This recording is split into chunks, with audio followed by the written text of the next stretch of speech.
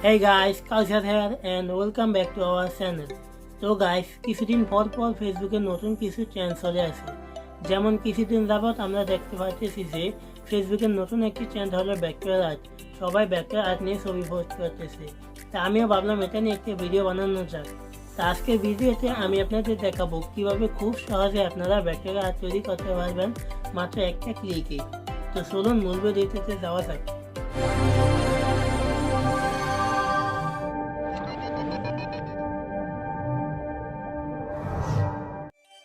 Bacteria বানানোর জন্য প্রথমে আমাদের একটি অ্যাপ্লিকেশন ডাউনলোড করতে হবে। এই জন্য আপনারা প্রথমে প্লে স্টোরে চলে যান এবং সার্চ বারে লেখেন PHOTOLAB ফটোল্যাব PICTURE পিক্সেল লেখলে প্রথমে একটি অ্যাপ সার্চ করবে, ওটাতে ক্লিক করে দেন। তারপরে এখান থেকে ইনস্টল করে নেন। ইনস্টলে ক্লিক করেন, এটা আস্তে আস্তে ডাউনলোড হবে।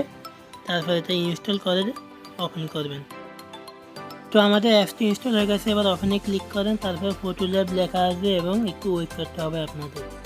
কিছুক্ষণ ওয়েট করেন, অল্প কতক্ষণ ওয়েট করলে হবে, লোডিং নিতেছে।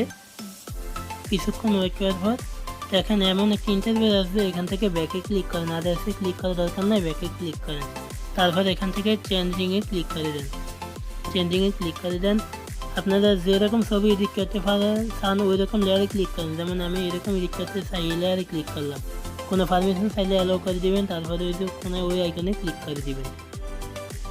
এখানে আপনাদের গ্যালারির ছবিগুলো দেখাবে, যেই ছবিটি এডিট করতে চান ওই ছবিটি সিলেক্ট করে দিবেন।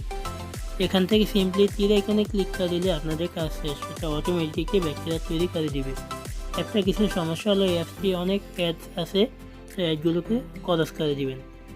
কিছুক্ষণ লোড নেবে, এটা প্রসেসিং চলে। দেখেন প্রসেসিং 1/3 এরকম প্রসেসিং চলতে আছে। কিছুক্ষণ প্রসেস হওয়ার পরে এটা অটোমেটিক এডিট হয়ে যাবে। এটা দেখেন এডিট হয়ে গেছে। এখানে প্লাস আইকনে ক্লিক করে আপনারা অ্যানিমেশন, টেক্সট, ইফেক্ট অ্যাড করতে পারেন।